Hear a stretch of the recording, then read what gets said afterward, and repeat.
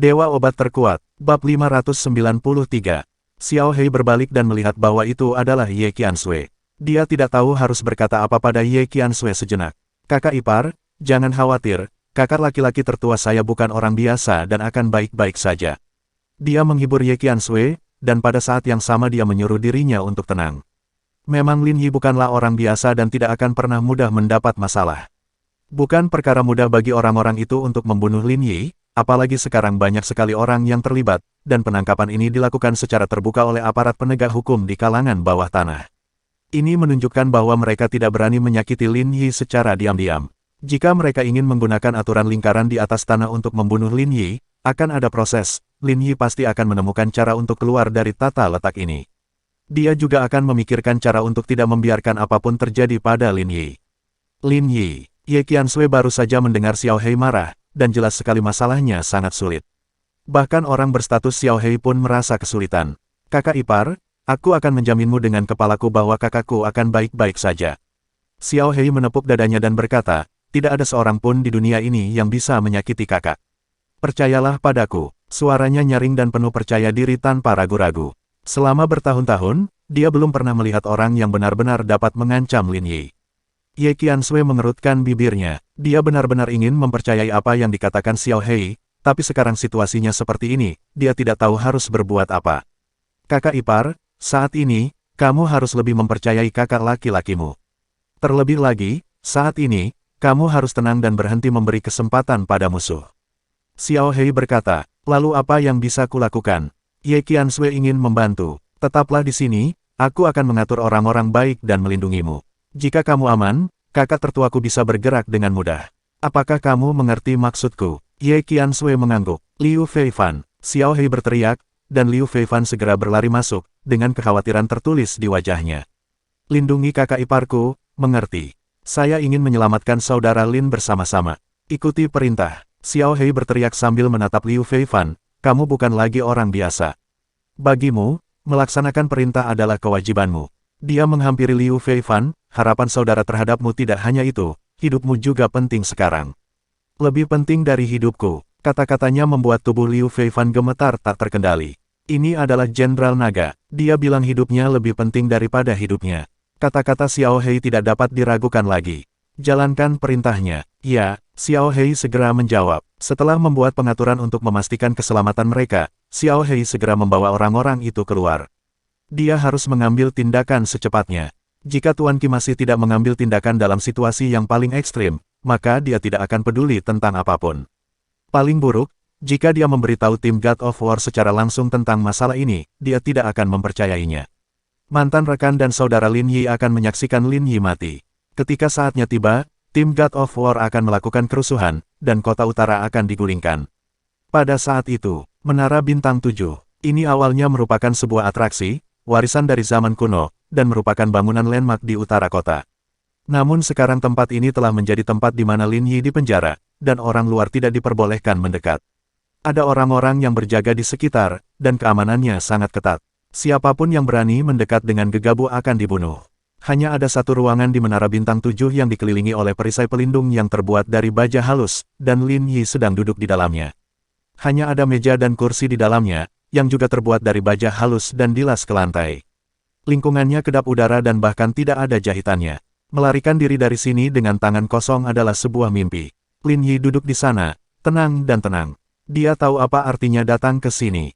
Orang dalam kegelapan tahu bahwa tidak mudah membunuhnya dengan tangannya sendiri. Jadi dia memilih untuk bunuh diri sesuai dengan aturan di atas. Lingkaran tanah. Dengan cara ini, banyak kebencian bisa dihindari. Bagaimanapun, adalah masuk akal dan masuk akal untuk menggunakan alasan dan aturan lingkaran yang benar untuk bunuh diri. Di luar, masih ada 4 lelaki tua, masing-masing duduk di pojok, diam dan tidak responsif, seperti 4 patung. Lin Yi masih belum tahu siapa pemiliknya. Hanya bisa dikatakan bahwa orang-orang di belakangnya sangat pintar, dan mereka benar-benar berani menggunakan keluarga kaya raya sebagai umpan untuk menarik diri mereka ke dalam permainan. Orang itu, apakah dia tidak ingin bertemu denganku? Dia berdiri dan berbicara. Sudah beberapa jam sejak mereka memasuki Menara Bintang 7. Menurut kecepatan mereka seharusnya bisa menuntut diri mereka sendiri dalam waktu 2 hari dan kemudian menghukum mereka dengan cepat dan berat. Tidak peduli bagaimana Anda memutuskan, pada akhirnya itu pasti akan mengorbankan nyawa Anda sendiri. Jika ya, mengapa kamu tidak menemuinya sebelum kamu mati? Orang tua yang memimpin membuka matanya dan menatap Lin Yi, sayangnya, dia tidak ingin melihatmu. Ketika semuanya sampai pada titik ini, mereka sudah menjadi musuh hidup dan mati. Jika tidak ada kecelakaan, Lin Yi pasti akan mati dalam 2 hari. Tidak ada gunanya dia berjuang sekarang. Tidak ada yang bisa menyelamatkannya. Bahkan gurunya, Tuan Qi, orang tua yang dihormati itu, tidak bisa berkata apa-apa. Karena kejahatan yang sekarang dilakukan terhadap Lin Yi adalah membantai seluruh keluarga Ou. Untuk kejahatan seperti itu, siapa yang berani mengatakan sepatah kata pun untuknya? Kalau begitu kamu harus memberitahunya bahwa jika dia tidak menemuiku kali ini, dia tidak akan punya peluang di masa depan. Benar-benar tidak ada kemungkinan, Lin Yi akan mati dalam 1 atau 2 hari, jadi apa kemungkinannya? Kamu mungkin tidak mengerti maksudku. Lin Yi memandang lelaki tua itu dan berkata dengan tenang, jika dia datang kepadaku sekarang, meminta maaf kepadaku, dan menjelaskan dengan benar, dia mungkin masih memiliki kesempatan untuk bertahan hidup. Jika dia tidak datang, tidak akan ada peluang sama sekali. Jika ada orang lain yang mengatakan ini, lelaki tua itu akan tertawa dan berpikir itu tidak masuk akal sebelum dia meninggal. Tapi orang di depanku adalah Lin Yi. Saat dia mengatakan ini, beberapa lelaki tua menjadi serius dan tidak berani gegabah. Bahkan 3 orang lainnya sudah siap mengambil tindakan. Begitu Lin Yi melepaskan diri darinya, mereka akan segera membunuh Lin Yi, berapapun risikonya. Biarpun mereka berempat akan mati. Ini hanya 1 kalimat, tapi membuat mereka begitu takut. Aku bisa memberitahumu. Orang tua itu merenung sejenak dan mengangguk, tetapi apakah dia akan datang atau tidak, saya tidak dapat menjaminnya. Setelah mengatakan itu, dia saling memandang dengan 3 lelaki tua lainnya, lalu berbalik dan berjalan keluar. Dia tidak akan memperhatikan orang lain, tetapi dia harus membalas kata-kata Lin Yi, bahkan hanya kepada beberapa orang. Melihat dia keluar, 3 lelaki tua lainnya sangat waspada dan menatap Lin Yi, bahkan tidak berani duduk. Lin Yi sangat tenang, dia duduk perlahan, menatap ketiga lelaki tua itu, tersenyum ringan, dan tidak berkata apa-apa lagi. Siapa itu secara diam-diam? Akankah dia datang menemuiku? Lin Yi tidak berpikir begitu, tapi itu tidak masalah lagi. Selama dia mengambil tindakan, itu akan meninggalkan jejak. Salah satu dari 4 keluarga kaya raya dimusnahkan, dan beberapa lainnya terbunuh panik. Kecuali mereka bertiga bergabung, tapi jelas tidak. Bukan aku yang harus cemas, kan? Bab 594. Memang benar, seperti yang dipikirkan Lin Yi, dia bukanlah orang yang harus cemas. Setidaknya ada orang yang lebih cemas darinya. Keluarga Ou hancur dalam semalam. Dari atas ke bawah, dari anak-anak yang tidak berdaya hingga ahli yang menjaga keluarga, semuanya terbunuh. Maksudnya itu apa? Keluarga Ou bukanlah keluarga biasa dengan nama keluarga besar, ini adalah keluarga kaya raya. Kekuatan mereka tidak diragukan lagi. Bahkan di antara 4 keluarga terkaya, keluarga Ou masih menjadi yang terdepan, namun masih hancur dalam semalam. Sepertinya tragedi keluarga Lin terulang kembali. Keluarga kaya raya, di mata sebagian orang, hanyalah alat. Untuk membunuh Lin Yi, untuk menggunakan aturan lingkaran atas untuk melenyapkan Lin Yi, keluarga Ou telah menjadi korban. Ketika Ducunyi mendengar berita itu, dia terkejut dan tidak bisa berkata-kata.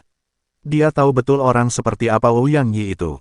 Berhati-hati, curiga, dan sangat kejam. Awalnya Ouyang Yi seharusnya menjadi orang yang berangkat untuk membunuh Lin Yi malam ini, namun tanpa disangka, yang meninggal adalah Ouyang Yi. Dan kematiannya hanyalah jebakan yang dibuat oleh beberapa orang untuk mengincar Lin Yi. Sudah jelas mana yang lebih sulit untuk dihadapi, Ouyang Yi atau Lin Yi. Ayah, bagaimana menurutmu? Ducunyi segera menemukan lelaki tua itu. Jelas sekali bahwa masalah ini terlalu besar untuk dia ambil keputusan sendiri. Tetapi bahkan lelaki tua itu duduk di sana lama sekali sebelum dia menatap Ducunyi.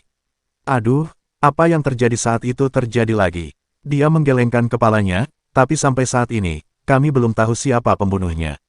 Mereka semua berspekulasi tentang pembantaian keluarga Lin, dan tentu saja mereka berspekulasi tentang pelaku beberapa keluarga kaya lainnya. Namun, semua orang saling curiga, tetapi tidak ada bukti. Awalnya, keluarga Ou adalah tersangka terbesar, namun kini keluarga Ou juga telah dimusnahkan. Siapakah 3 sisanya? Atau mungkin, itu sama sekali bukan pekerjaan keluarga-keluarga kaya raya, melainkan keluarga-keluarga kaya raya ini hanyalah mangsa. Mungkinkah itu keluarga Cheng atau keluarga resmi? Setelah Ducunyi selesai berbicara, dia merasa hal itu mungkin. Saya khawatir saat ini, orang-orang dari kedua keluarga ini lebih ketakutan daripada saya. Keluarga kaya raya bisa dimusnahkan dengan begitu mudah. Ini adalah hal yang sangat menakutkan. Ini cukup untuk menunjukkan bahwa pembunuh di baliknya sangatlah kuat. Orang tua itu menggelengkan kepalanya dan tidak berkata apa-apa. Dia tidak bisa menilai. Kota utara sekarang berada dalam kekacauan, dengan berbagai kekuatan saling bersilangan satu sama lain. Bahkan orang-orang dari keluarga Du tidak dapat sepenuhnya dipercaya sekarang. Siapa tahu sudah terlanjur terhasut untuk memberontak dan menjadi milik orang lain. Bersiaplah, mungkin giliran kita selanjutnya. Setelah lama terdiam, lelaki tua itu berbicara. Nada suaranya serius, Du Chunyi jarang mendengar nada ini. Juga, temukan cara untuk menyelamatkan nyawa Lin Yi.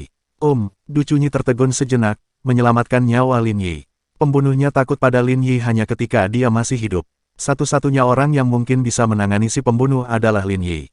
Bahkan ahli di keluarga kita mungkin tidak bisa menghentikannya. Orang tua itu berkata dengan serius. Dia berpikir lama, dan fakta bahwa si pembunuh membayar harga yang sangat mahal untuk membunuh Lin Yi semakin menggambarkan hal ini. Sekarang Lin Yi dipenjara di Menara Bintang 7, bagaimana kita bisa melindunginya? Tidak ada yang tahu siapa yang memenjarakannya, dan tidak ada petunjuk. Du Chunyi telah mengambil tindakan, tetapi orang-orang di baliknya banyak yang bersembunyi. Mereka tidak dapat menemukan informasi sama sekali. Jika mereka dapat mengetahuinya, mereka akan mengetahui siapa pembunuhnya. Di tempat seperti kota utara, seseorang yang bisa menyembunyikan informasi seperti ini pastinya bukanlah orang biasa. Selanjutnya, saya mendengar bahwa Tuan Qi telah mengasingkan diri. Lin Yi adalah muridnya. Dia ditangkap. Tuan Qi bahkan tidak bereaksi sama sekali. Sebaliknya, dia menghindarinya. Apa artinya ini? Du Chunyi tidak bisa memahaminya sama sekali. Situasi saat ini seperti bola air berlumpur, begitu keruh sehingga tidak ada yang terlihat jelas. Bahkan jika mereka ingin membantu Lin Yi demi keuntungan, mereka tidak tahu harus mulai dari mana. Cobalah yang terbaik dan pikirkan lebih banyak.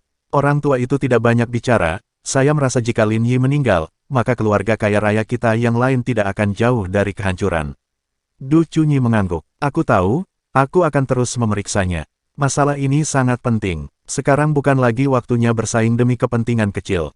Ini adalah masalah hidup dan mati. Apakah keluarga Du dapat lolos dari bencana ini? Lin Yicheng adalah orang yang paling kritis. Pada saat yang sama, keluarga Cheng Yong mondar-mandir, tampak sedikit terganggu seperti Du Chunyi. Banyak hal telah berkembang hingga saat ini, yang benar-benar melebihi ekspektasinya. Dia telah melupakan kemarahan karena kalah dalam turnamen seni bela diri. Kenapa keluarga Oh hilang? Itu keluarga Oh. Tak perlu dikatakan lagi, latar belakang keluarga Oh jelas lebih dari yang terlihat. Di kota utara, mereka dianggap sebagai kekuatan utama, tapi baru malam ini, mereka hilang. Cheng Yong masih belum sadar. Dia belum pernah mengalami kehancuran keluarga Lin saat itu. Dia hanya mendengarnya dan tidak merasakan perasaan mengejutkan itu. Tapi kali ini, dia benar-benar mengalami keluarga Oh hanya dalam satu malam.